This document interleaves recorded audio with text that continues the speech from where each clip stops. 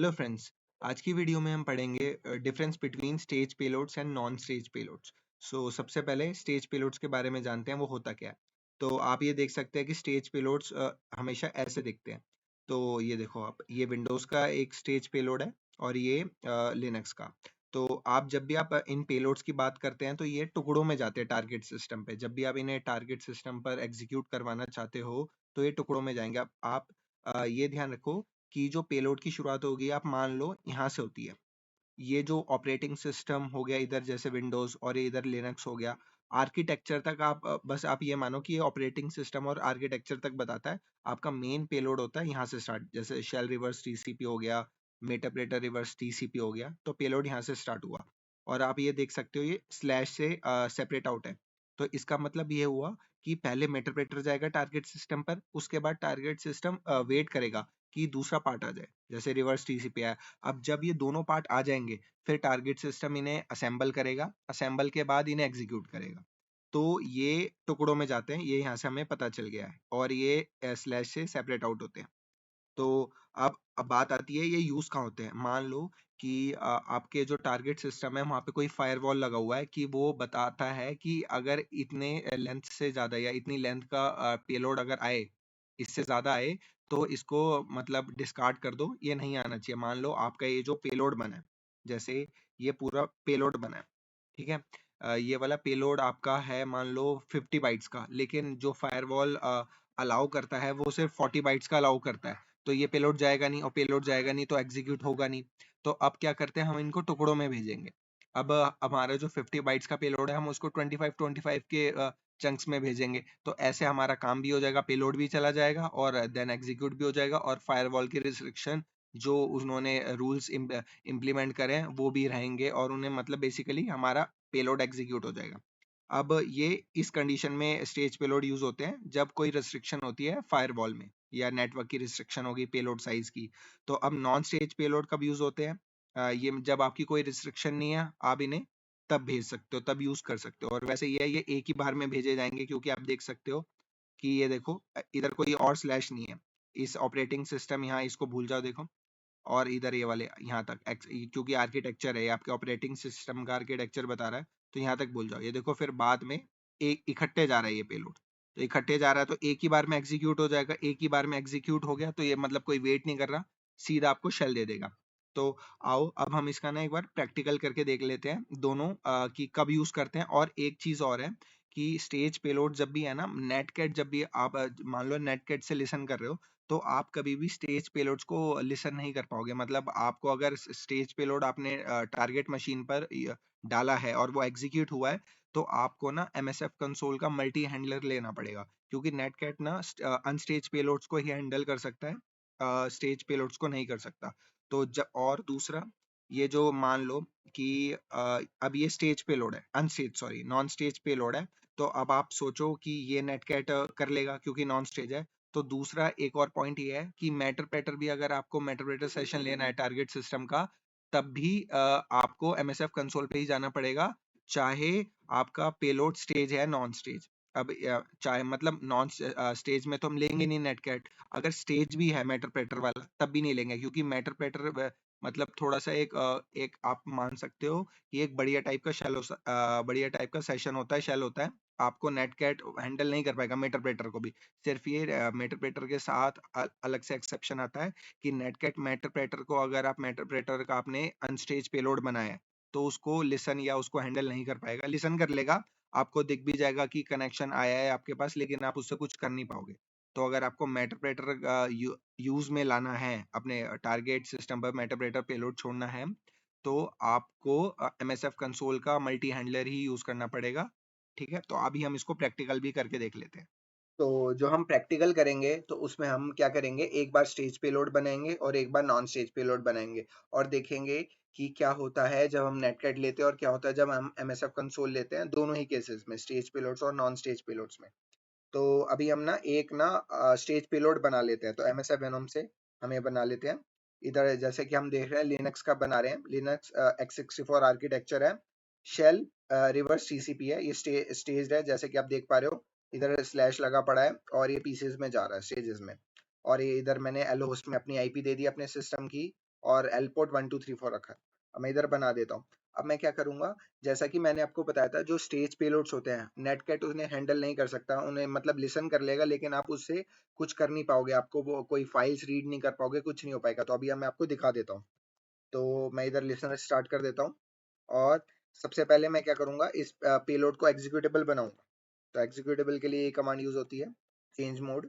अब जैसे ही मैंने बना दिया, अब मैं ये करूंगा, इसको स्टार्ट करूंगा। अब जैसा कि आप देख पा रहे हो, इधर कनेक्शन मिल गया है मुझे, इसने लिसन किया है। लेकिन अब जैसे ही मैं एलएस डालूंगा तो ये क्या बोलेगा, ये बंद हो जाएगा। देखो आप जैसे देख पा रहे हो, इलीगल हार्डवेयर इंस्ट्रक्शन वगैरह, ये इसलिए हुआ है क्योंकि जो नेटकैट होता है वो स्टेज पेलोड्स को लिसन कर ही नहीं सकता। अब दूसरा केस मैं आपको दिखा देता हूँ। जब मान लो मेटाप्रेटर हो, अब मैं एक केस बनाता हूँ, एमएसएफ वेनम -p, लिनक्स का ही ले लेते हैं, x64, एंड अब मैं लूंगा नॉन स्टेज, ठीक है। तो ये होगा। अब अब क्योंकि ये नॉन स्टेज है तो नेटकैट को इसे लिसन करना चाहिए, है ना। अब नेटकैट इसे लिसन कर नहीं पाएगा क्योंकि एक एक्सेप्शन आता है कि मेटाप्रेटर अगर है तो नेटकैट उसे लिसन नहीं कर सकता, क्योंकि वो मेटाप्रेटर थोड़ा बढ़िया टाइप का रिवर्स शेल है। तो वो नेटकैट हैंडल नहीं कर पाएगा, मतलब नेटकैट बहुत ही बेसिक टाइप के रिवर्स शेल को हैंडल कर लेता है। तो आपको मेटाप्रेटर के लिए भी एमएसएफ कंसोल यूज करना पड़ेगा, लेकिन हम पहले एक बार चेक कर लेते हैं कि ऐसा हो भी रहा है या नहीं हो रहा। तो सबसे पहले हम क्या करते हैं, इसको वो बनाएंगे, एग्जीक्यूटेबल बनाएंगे,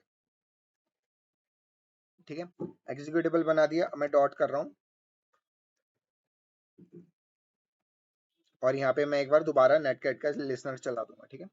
अब मैं जैसे ही करूंगा, इधर देखो फिर कनेक्शन आ गया, लेकिन आप कुछ कर नहीं पाओगे। अब ये मेरे ख्याल से बंद तो नहीं होगा, लेकिन एक बार फिर भी चेक कर लेते हैं क्या होगा, लेकिन आप कुछ आपको आउटपुट मिलेगा नहीं। एलएस किया, ये देखो अटक गया है। आपको बंद भी नहीं हुआ जैसे पहले बंद हुआ था। क्यों ये बंद इसलिए नहीं हुआ, क्योंकि नॉर्मल नेटकैट क्या क्या कर लेता है, ये नॉन स्टेज पेलोड्स को तो लिसन और हैंडल कर लेता है। और क्योंकि ये आपका नॉन स्टेज है तो आपको लिसन प्लस हैंडल तो कर ही लेगा, इसलिए आपका बंद नहीं हुआ। क्योंकि मेटाप्रेटर एक स्पेशल टाइप का शेल है और सेशन दे देता है एक दूसरे यूजर को, तो आपका बेसिकली ये हैंडल नहीं कर पाएगा नेटकैट, इसलिए आपको एमएसएफ कंसोल ही यूज करना पड़ेगा। तो यहाँ से आपको दिख गया है कि कुछ आ नहीं रहा, मैंने बहुत सारी कमांड डाली लेकिन कुछ आउटपुट नहीं मिल रहा। तो अभी हम इसे बंद कर देते हैं, ठीक है। अब हम क्या करेंगे, अब दूसरे इसमें जाएंगे। अब हम इसी पेलोड को, जैसे हमने बनाया था ये मेटाप्रेटर का, अब हम इधर अपना एमएसएफ कंसोल खोल लेंगे, ठीक है। और इधर मैं अब वही पेलोड एग्जीक्यूट करके दिखाऊंगा आपको, .elf। तो हमें जो यूज करना है इसमें, वो करना है एक्सप्लॉइट मल्टी हैंडलर। जो एमएसएफ कंसोल का जो भी आप लिसनर यूज करते हो, वो होता है हमारा multi handler. Basically multi handler मतलब आपका स्टेजेस वाला उसको हैंडल कर ले, और ये आपको नॉन स्टेजेस वाले को भी हैंडल कर लेता है। मतलब अगर आप एमएसएफ कंसोल का मल्टी हैंडलर यूज करोगे तो वो हर एक केसेस में वैलिड रहता है। आपका ये स्टेज पेलोड्स में भी रहेगा, नॉन स्टेज में भी रहेगा। तो अभी हम यूज करते हैं, यूज एक्सप्लॉइट मल्टी हैंडलर, ठीक है। अब इधर ऑप्शंस कर देते हैं हम, ठीक है। ऑप्शंस में क्या कह रहा है, एल होस्ट बताओ, और इधर वाइल्ड कार्ड मतलब एल पोर्ट हम चेंज करेंगे, क्योंकि एल पोर्ट हमने 1 2 3 4 दिया था, इधर हम चेंज कर लेंगे सेट एल होस्ट। पहले देख लेते हैं एल होस्ट क्या था हमारा, 10.0.2.15, ठीक है। अब सेट हमारा रहेगा एल पोर्ट, ठीक है। एल पोर्ट था 1 2 3 4, ठीक है। अब हमें पेलोड भी सेट करना है, क्योंकि हमारा पेलोड था मीटर पे, वो आपका था नॉन स्टेज वाला था और वो भी मीटरप्रेटर वाला था। तो वो हम कर लेते हैं सेट पेलोड। मैं थोड़ा सा इसे यहाँ बड़ा कर देता हूँ, set payload Linux x64 meterpreter reverse TCP, ठीक है। अब ये हमने कर दिया, अब हम इधर करेंगे रन। तो अब ये लिसनिंग हो गया इसका। अब ये सीधा क्यों खुल गया, अब आप बताओ। क्योंकि एक बार तो मैंने एग्जीक्यूट कर रखा था ना पहले, वैसे तो ये होना नहीं चाहिए था। मैं एक बार इसको एग्जिट कर देता हूँ, ठीक है। अब रन एक बार दोबारा कर देता हूँ, ठीक है। अब ये लिसन कर रहा है, ठीक है। ये मैंने सारी चीजें डाली, तो अब ये लिसन कर रहा है, मैं जैसे ही इसे चलाऊंगा तो इधर आ जाएगा मेटाप्रेटर सेशन 2 ओपन। अब यहाँ मैं ls करूँ तो मुझे आ जाएंगी चीजें। ls किया, ये देखो सारी चीज आ गई। गेट यूआईडी किया, काली आ गया। सिस इन्फो किया तो इसने बता दिया x64 लिनक्स था। तो मेटाप्रेटर का अगर आपको नॉन स्टेज पेलोड भी यूज करना है तो गो विद MSF कंसोल वाला मल्टी हैंडलर, ठीक है। तो ये अभी हमें पता चल गया। अब हम इसे कर देते हैं एग्जिट, ठीक है। अब हम बनाएंगे यहाँ पे, तो अब जैसे कि मैंने आपको बताया था कि मैंने एक और पेलोड लिया था जो कि स्टेज पेलोड लिया था, वो था पेलोड 3। तो अब उसको भी मैं चला के दिखाऊंगा आपको, ठीक है। अब उसके लिए भी मुझे इधर रन करना पड़ेगा। बाकी आप इसमें क्या चेंज करना पड़ेगा, अगर मैं सीधा रन कर दूंगा तो नहीं चलेगा। क्यों? क्योंकि जो मैंने उधर, अब आप देख सकते हैं, इधर ऑप्शंस पे जाता हूं मैं। ऑप्शंस पे जो मेरा पेलोड टाइप था इधर, वो था लिनक्स x64 मेटाप्रेटर रिवर्स टीसीपी। और जो इस पेलोड 3.elf में लिया था मैंने, वो था आपका लिनक्स का बेसिक शेल रिवर्स टीसीपी वाला। तो हमें चेंज करना पड़ेगा। सेट पेलोड था हमारा Linux x64 shell reverse TCP, ठीक है। अब हमने ये कर दिया, अब हम रन कर देते हैं इसे, ठीक है। अब हम इसको इधर रन करेंगे और अब आप इधर देख सकते हैं सेंडिंग स्टेज आ गया है और हमें शेल भी मिल गया, ठीक है। अब कैसे पता चलेगा शेल मिल गया? आईडी कर लो, ये देखो ls कर लिया, सारी चीजें आ गई, pwd कर लिया। तो आ, मेरे ख्याल से पूरा अच्छी तरह अब हमें क्लियर हो गया है। एक बार हम दोबारा सारा गो थ्रू कर लेते हैं क्या क्या हमने पढ़ा था। सबसे पहले हमने देखा था कि स्टेज पेलोड्स क्या होते हैं।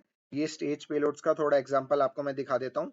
ये बेसिकली स्टेजेस में जाते हैं। पहले मेटाप्रेटर जाएगा, हमने चंक्स में डिवाइड किया। पहला अगर मान लो 50 बाइट्स ही अलाउड है, नहीं सॉरी 40 बाइट्स ही अलाउड है आपके, मतलब एक बार में आप 40 बाइट्स ही भेज सकते हो टारगेट सिस्टम पे। तो आपने चंक्स में डिवाइड कर लिया। मेटाप्रेटर आपका 20 bytes, reverse TCP 20 bytes, sorry 30 bytes, remaining 30 bytes, 50 bytes का टोटल पेलोड साइज। तो पहले 20 बाइट्स भेज दिया, बाद में 30 बाइट्स भेज दिया, हमें दिक्कत भी नहीं आई। तो ये था स्टेज पेलोड्स। स्टेज पेलोड्स को अगर आपको हैंडल करना है तो हमेशा गो विद MSF कंसोल का मल्टी हैंडलर, ठीक है। और जैसा कि आप इधर भी देख पा रहे हैं, ये आपका स्टेज पेलोड हो गया। अगर आपको नॉन स्टेज पेलोड्स को हैंडल करना है तो आप नेटकैट से भी कर सकते हो, लेकिन एक एक्सेप्शन है, मेटाप्रेटर। अगर आपका नॉन स्टेज पेलोड में मेटाप्रेटर आ रहा है तो आपको अगेन आपको MSF कंसोल का मल्टी हैंडलर लेना पड़ेगा, क्योंकि मेटाप्रेटर एक स्पेशल टाइप का शेल है, वो नेटकैट उसे हैंडल नहीं कर सकता। तो यहाँ पे एक एक्सेप्शन आ जाता है नॉन स्टेज पेलोड्स में भी। वैसे बाकी के सारे नॉन स्टेज पेलोड्स आप नेटकैट आपका हैंडल कर लेगा। तो मैंने जैसे भी आपको करके भी दिखाया दोनों ही केसेस में, कि अगर आप ज्यादातर केसेस में मल्टी हैंडलर लोगे तो कुछ दिक्कत नहीं आनी, क्योंकि मल्टी हैंडलर स्टेज पेलोड्स को भी हैंडल कर लेता है, नॉन स्टेज पेलोड्स को भी हैंडल कर लेता है। लेकिन अगर आपके पास रिस्ट्रिक्शन है कि आप MSF कंसोल यूज नहीं कर सकते, या आपकी मशीन पे जिस मशीन को आपने अपनी मेन मशीन बना रखा है जहां से आप ऑपरेट कर रहे हो, तो आप मान सकते हो आप नेटकैट होगा, नेटकैट की प्रिविलेज है आपको, तो आप क्या करो कि नेटकैट यूज कर लो। लेकिन अगर आप नेटकैट यूज कर रहे हो तो ये ध्यान में रखो कि आप पेलोड लोगे तो वो नॉन स्टेज लोगे, और आपको मेटाप्रेटर नहीं लेना, क्योंकि नेटकैट क्या हैंडल कर सकता है, नॉन स्टेज पेलोड्स प्लस मेटाप्रेटर नहीं होना चाहिए, और वो सब हैंडल कर लेगा।